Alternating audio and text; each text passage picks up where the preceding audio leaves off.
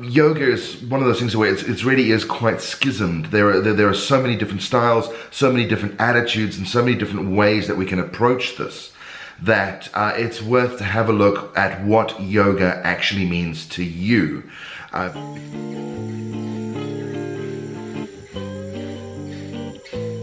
Hey friends and family, welcome back to Diary of a Chubby Yogi's YouTube channel.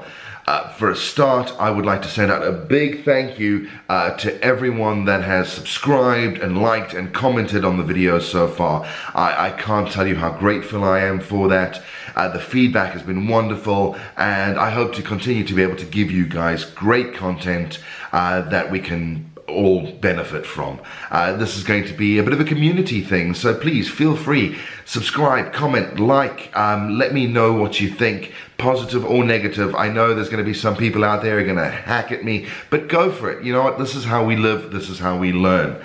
I've had chats with a few of you that have not started a yoga practice yet. And I thought I'd maybe do a little chat about the reasons why you should start yoga. And maybe a little bit about what yoga is, because there is a great sort of misconception about what yoga is, especially in the Western world, where we have just really a concept of the physical practice of yoga. Yoga is one of those things where it really is quite schismed. There are so many different styles, so many different attitudes, and so many different ways that we can approach this, that it's worth to have a look at what yoga actually means to you. Because as the person who is practicing, ultimately, you're the one that counts. Now, for me personally, I can see yoga separating into two parts. You have the physical postures, the asana, the pranayama, the physical practice of yoga as we kind of understand it as Westerners. It's what you see happening in yoga studios or in gyms. And it's just the physical aspect of it. But then we also have the philosophical and the spiritual aspect of it. The word yoga itself comes from, it shares the same etymology as the word yoke, which means to join. And it's the joining of the physical and the subtle, the philosophy, the breath, the mind, the body, blah, blah, blah, blah, blah. It's all of these things amalgamating together, which makes yoga one of the most beautiful practices out there. Now, I'm not going to expound too much on the actual philosophy of it. It's not something I'm an expert in. It's something I'm still learning myself. And if you have any comments, please, once again, drop them down there. I love to learn. My exposure to the philosophy of yoga is from an author by the name of Patanjali, who, or several people called Patanjali, I don't know, who wrote the Yoga Sutras. These are hundreds of years old, and it's 196 verses that expound on what yoga is and what yoga, I think it comes from the Vedas, and it really takes a lot of these sort of threads of knowledge and wisdom and tries to bring it into what the core is.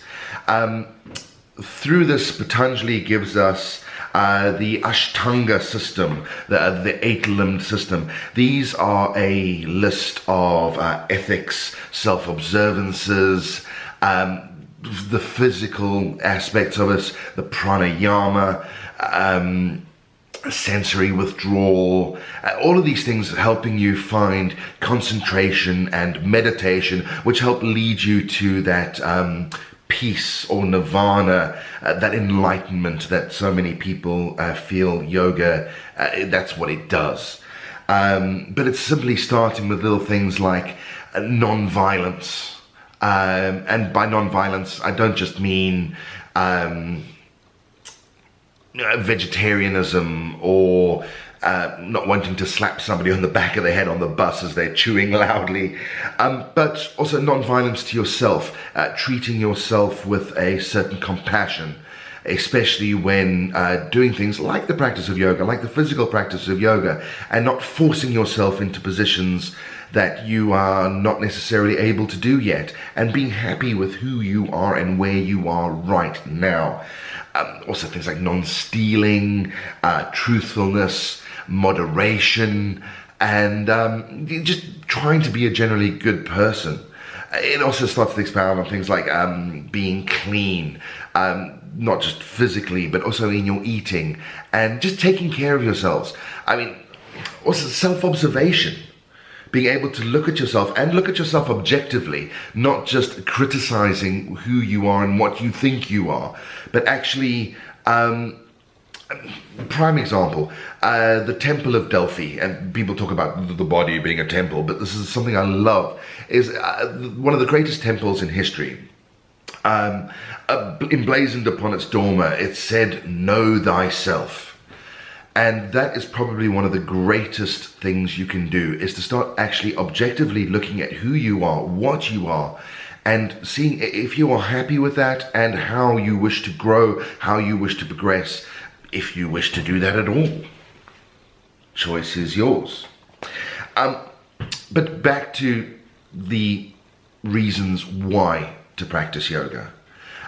Most of us, especially in the Western world, will come to yoga because of its health benefits. And it's true, it's a great thing. It's wonderful for stress relief. It's wonderful for that self-knowledge that we were just talking about. And also to build up self-confidence, to find out what you can do, what you can't do. The actual physical practice can be quite strong. It can be quite emotionally releasing. It also, as I said, help with stress. When you start to relieve a lot of stress, you all of a sudden you start to sleep better. You become present, mindful.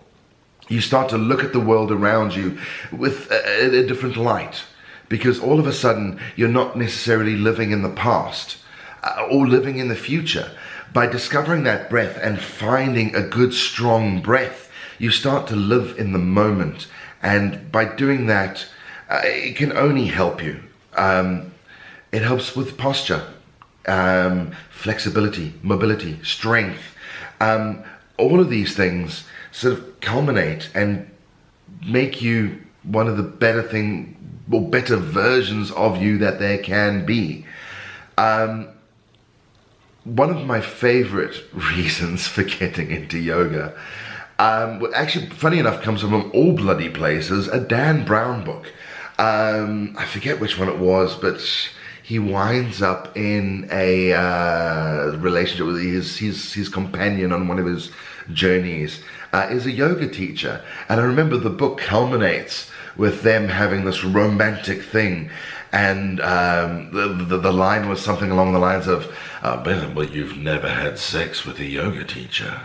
And I really love that, because the more you discover about yourself, the more you become physically present in your own body, the more you can learn to love yourself for who and what you are. And only when you can love yourself can you truly start to love others.